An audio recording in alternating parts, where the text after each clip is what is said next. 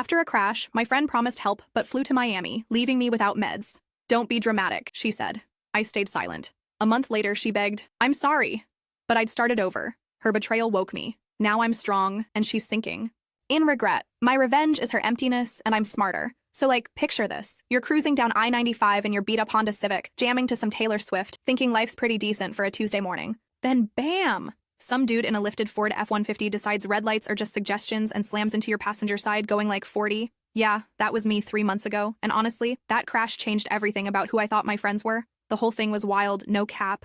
One second, I'm texting my bestie Sarah about our weekend plans. Next thing I know, I'm upside down with airbag powder all over my face, and this ringing in my ears that sounded like a broken fire alarm. The paramedics had to cut me out with those big metal scissors. Looked like something straight out of a Marvel movie, for real. Sarah was literally the first person I called from the ambulance. She'd been my ride or die since freshman year of college, you know? We'd done everything together. Spring break in Cancun, that disastrous camping trip where we forgot the tent stakes, even moved to the same apartment complex after graduation. When I told her what happened, she was all tears and promises. "Girl, don't even worry about anything," she said, her voice all shaky over the phone. "I'm gonna take care of you, I promise. Whatever you need." The doctors said I had a pretty gnarly concussion, some bruised ribs, and this wicked whiplash that made turning my head feel like someone was stabbing me with a hot poker. They loaded me up with these pain meds that made everything feel like I was swimming through jello, but honestly, without them, I couldn't even sit up straight without wanting to scream. Sarah picked me up from the hospital the next day, driving her mom's old Buick because mine was basically a metal pancake at some junkyard. She helped me up to my apartment, got me settled on the couch with my Netflix password and a bag of those spicy Cheetos I love. For 3 days, she was perfect, bringing me Subway sandwiches, refilling my water bottle, even dealing with all the insurance people on the phone because talking made my head feel like it was gonna explode. But then things got weird. She started mentioning this Miami trip she'd been planning with some girls from her yoga class. At first it was just casual, "Oh, the Miami thing is coming up soon." Then it became, "The flights are already booked for Miami." Then straight up, "I really can't miss this Miami trip." I'm sitting there, still dizzy as heck, eating cereal for dinner because I can't stand long enough to cook anything real, and she's showing me Instagram stories of South Beach clubs. Read the room, you know? Update. "Hey everyone, thanks for all the support so far. This gets way worse before it gets better, and I'm still kind of processing how someone I trusted completely could do what she did next.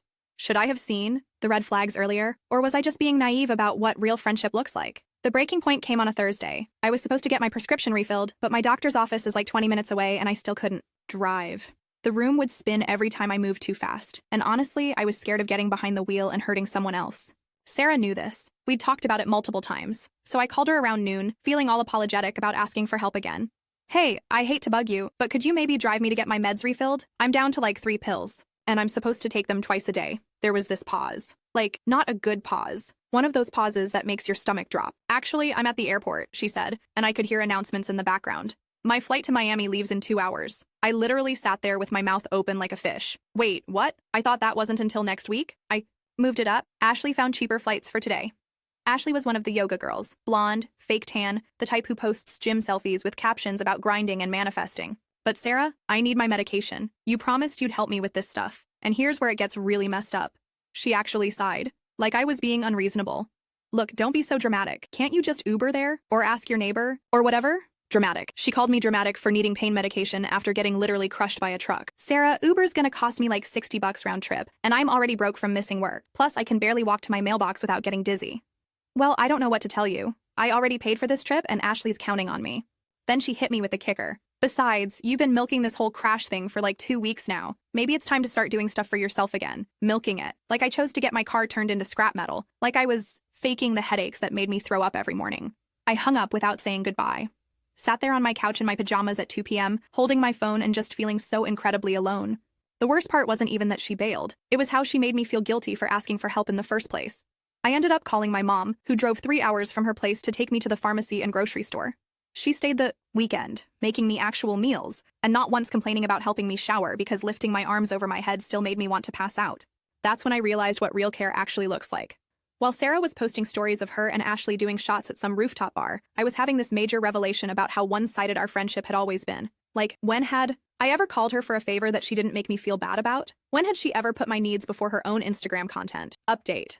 The Miami trip was just the beginning. After she got back, things got even more twisted, and I started realizing how deep this pattern of selfishness actually went. But here's my question. Have you ever had a moment where someone's betrayal actually ended up being the best thing that could have happened to you? She came back from Miami with a tan and approximately 0 guilt, posted 40 pictures of Her and Ashley living their best lives while I was literally eating canned soup because I still couldn't stand long enough to cook real food. But the crazy part was how she acted like nothing had happened. "Girl, you look so much better," she said when she finally came by my place the following Tuesday. She brought Starbucks, a grande Pike place, not even my usual vanilla latte, like that was gonna fix everything. "Thanks," I said, not really feeling chatty. So Miami was absolutely incredible. Ashley and I met these guys who own a boat, and we went out to this private island. She just kept going, scrolling through her phone to show me pictures, completely oblivious to the fact that I was giving her nothing but short answers. That's when I noticed something I'd never paid attention to before. In 7 years of friendship, I couldn't remember a single conversation where Sarah had asked how I was doing without immediately turning it back to herself. Every story I told became a launching pad for her to tell a bigger, better story.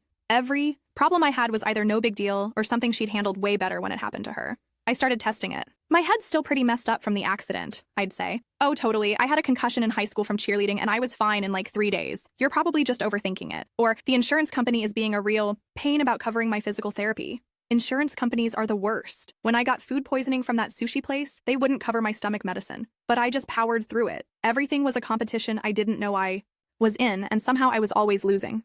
The final straw came about 3 weeks later. I'd been working really hard to get back to normal, doing my physical therapy exercises, slowly getting back to work part-time, even driving short distances when my head felt clear.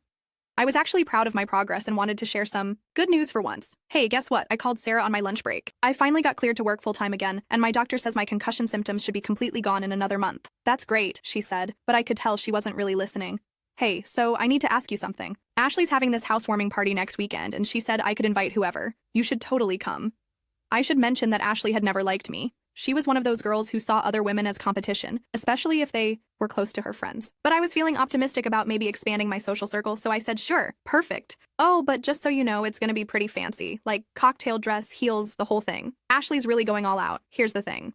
My entire wardrobe from before the accident didn't fit anymore because the pain meds and lack of activity had made me gain like 15 pounds. I'd been living in yoga pants and oversized hoodies for 2 months. I didn't have money for a new cocktail dress, and honestly, I wasn't even sure I was ready for a big social event yet. Actually, I don't think I'm quite ready for something like that," I told her. "Maybe I'll sit this one out." And Sarah just snapped. Like, completely lost it. "Are you kidding me right now? I'm trying to include you in stuff and you're gonna bail because you don't want to buy a dress? This is exactly what I'm talking about. You've turned into this negative person who makes excuses for everything." "Sarah, it's not about the dress. I'm still recovering from a major accident. It's been over a month. At some point, you need to stop using that as an excuse and rejoin the real world. I'm sick of walking on eggshells around you, walking on eggshells." Like the 3 times she'd bothered to check on me since Miami constituted some kind of heroic effort. That night, I did something I'd never done before. I wrote down every single thing Sarah had done for me since the accident, and every single thing I'd done for her over the past year. The list was so lopsided it was almost funny. Almost. Her list: picked me up from hospital, brought food for 3 days, gave me 1 Starbucks. My list for her: helped her move apartments twice, lent her money for rent when she was between jobs, drove her to and from the airport probably 10 times, listened to her cry about her ex-boyfriend every single night for 2 months, covered her portion of dinner countless times, dog sat her psychotic chihuahua every time she went out of town. Update. So here's where the story takes a wild turn.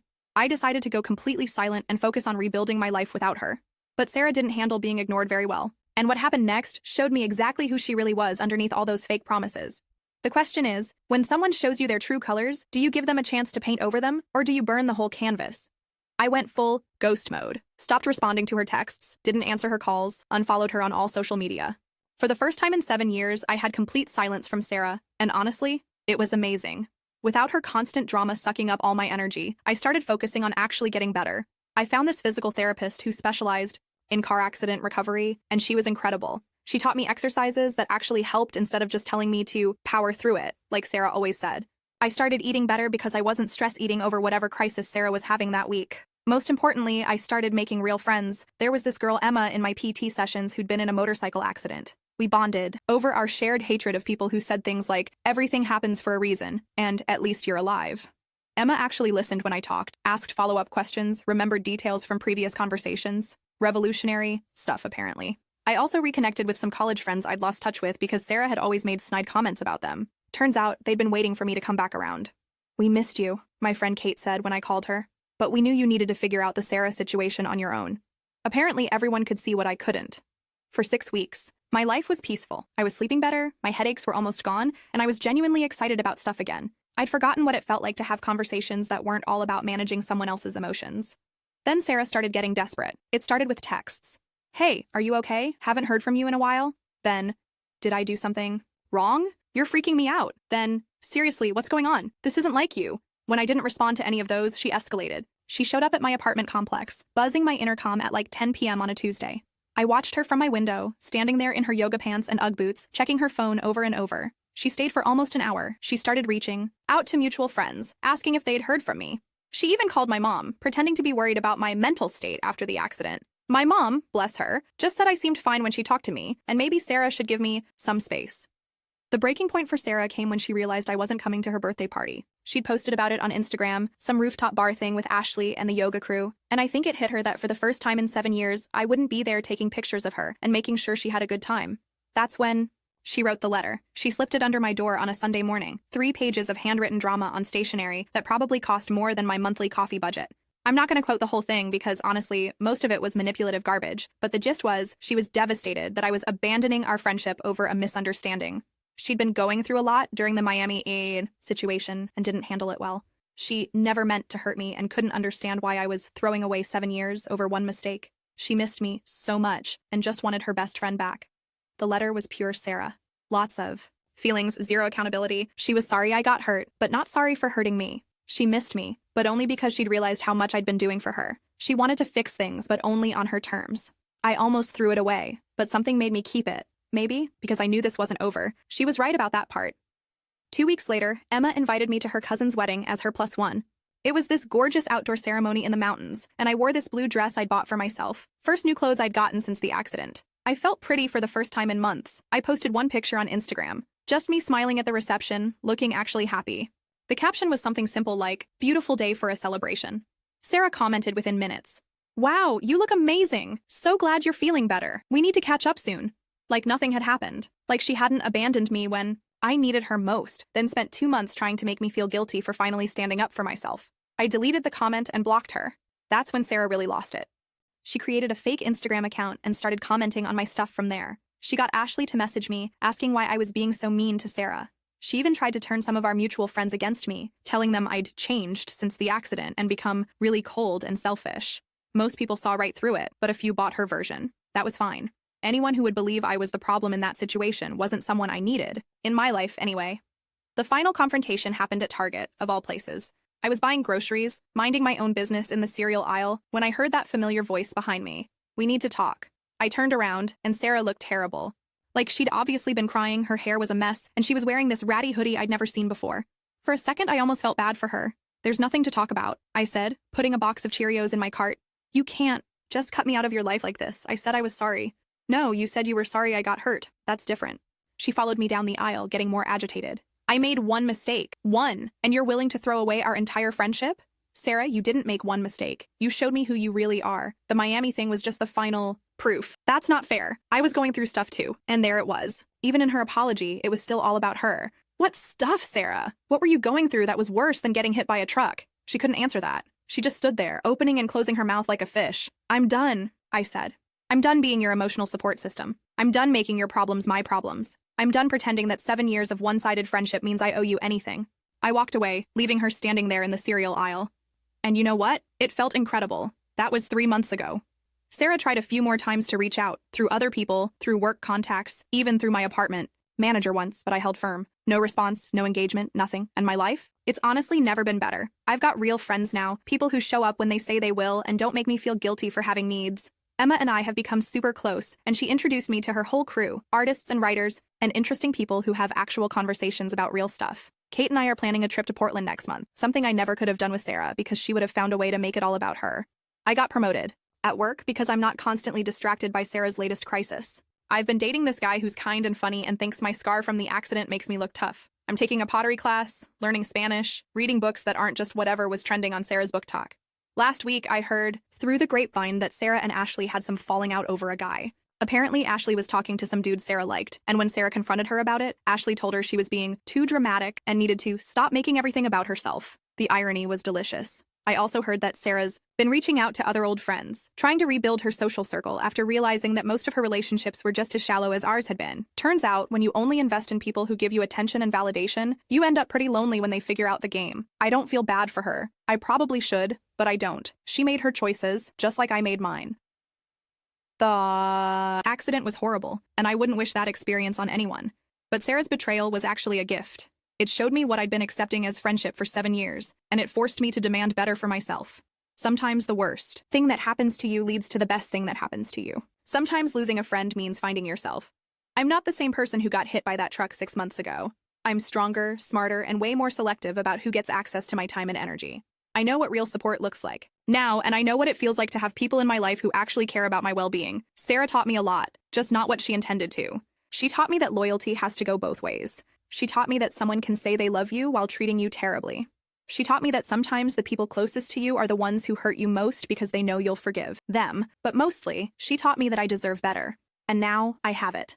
The best revenge isn't plotting or scheming or trying to hurt someone back. The best revenge is building a life so good that their absence feels like a blessing instead of a loss. The best revenge is becoming the person you were meant to be without them holding you back. Sarah's living with the consequences of her choices now. The loneliness, the shallow relationships, the realization that she burned bridges she can't rebuild. Meanwhile, I'm over here living my best life with people who actually deserve to be in it. And honestly, I've never been happier.